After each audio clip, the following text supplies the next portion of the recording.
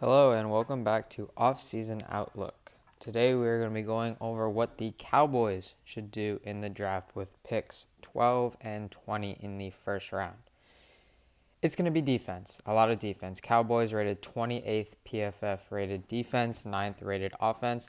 Their offense was stellar with CeeDee Lamb, George Pickens, Dak Prescott running the show, third in the NFL in yards of play at 5.9. We're not touching that in the first round because the defense was porous. It's the best way to describe it. Sum up a little bit of free agency. We signed Jalen Thompson, 3 years, $33 million. That's a nice addition to the defense. It's not going to solve anything. Kobe Durant, 1 year, $4 million. Nice addition, not going to solve anything. We lost Solomon Thomas, traded Oso Odigizua to the Niners for that third round pick. Just to give you some statistics on this defense. Last in the NFL in points allowed with 511. 27th in opponent completions a game in 22.4. Last in opponent yards per passing attempt at 7.7, 26th in opposing rushing yards per attempt at 4.7. League worst, 7.3 yards allowed per drop back. League worst, 76 plays of 25 or more yards. That statistic is especially concerning considering the meta of all these upcoming NFL offenses is explosive plays. We know explosive plays are the most important statistic in calculating the efficiency of an offense. And the fact that the Cowboys are worst in giving up those plays is concerning. But fear not, we're going to address that in the draft. So with the 12th pick, I'm going to assume that Mansour Delane is gone by now and Caleb Downs. I'm not looking at any miracle scenarios here for the Cowboys.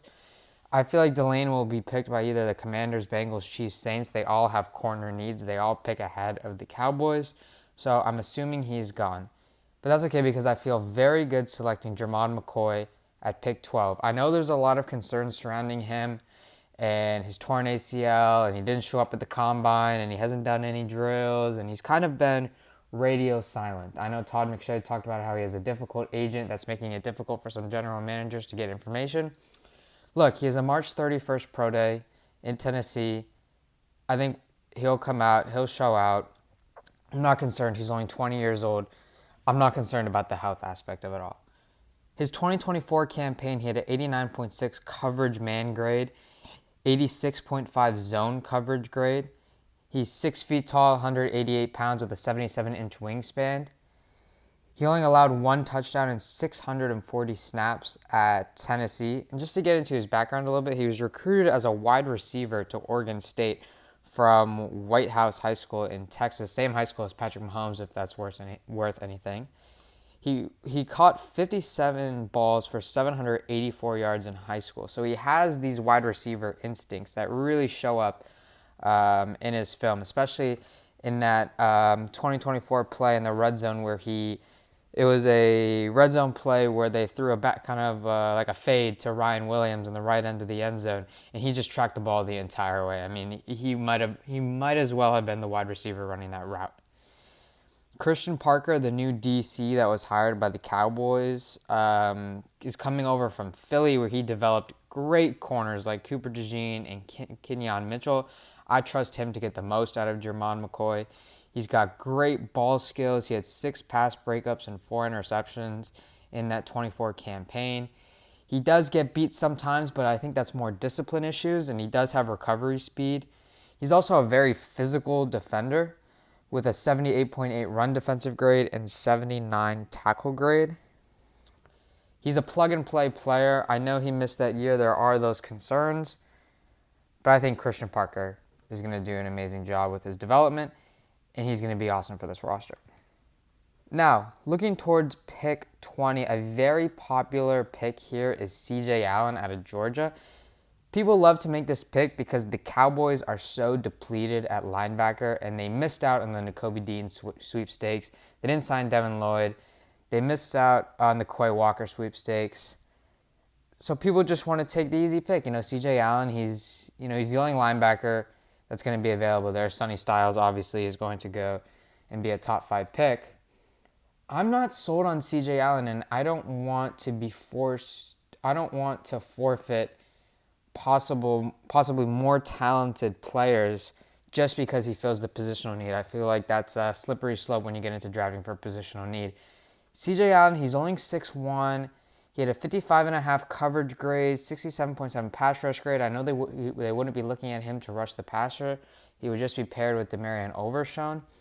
But I feel like there is a player that they can get at pick 20 that can fill all of those box needs that CJ Allen might be able to fill and give them a much higher ceiling, much higher upside. And that player is Emmanuel McNeil-Warren, 6'3.5", 201 pounds, lengthy defender from Toledo. What I really love about McNeil-Warren is he is a stellar coverage player, 91.8 coverage grade, 92.1 overall grade, only a 56.5 passer rating allowed. But not only is he great in coverage, he played 384 box snaps last year, only 178 at free safety. That means run support, tight end matchups, heavy traffic. He had 5.5 tackles for loss. He is a very physical player, and he has the length and the size to really play downhill and help in the run game. A lot of what they would expect out of CJ Allen, except he has so much more upside to be that hybrid player who can drop into deep quarters, who can manage the middle of the field. He has given up some big plays, and that does show up on tape, like against Bowling Green.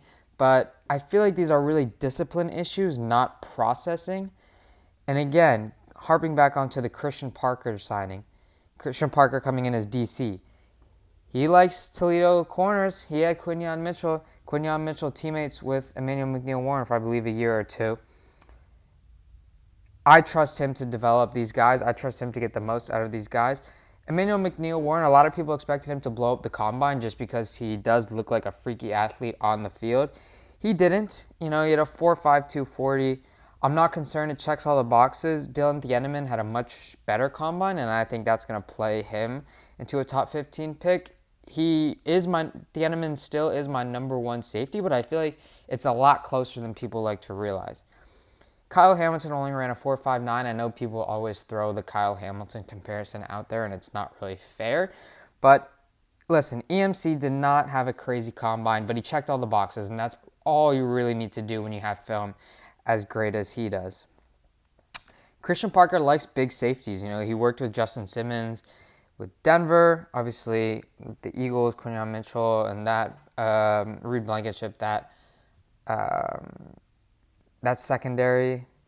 I really like Emmanuel McNeil-Warren, mostly because I feel like he has the highest upside. He fits the NFL's recent move to more hybrid safeties.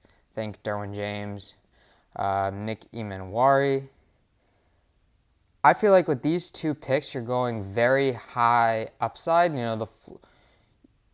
The floor is pretty low. The floor is low. You could be more conservative with the picks, like a CJ Allen, but I feel like the Cowboys should trust their new DC with the track record that he has. They should take these two absolute ball hawks, and they should get this defense on track. And I think that they could be in for a very exciting 2026 year. That's what I think the Cowboys should do in round one. This has been Offseason Outlook. Thank you very much.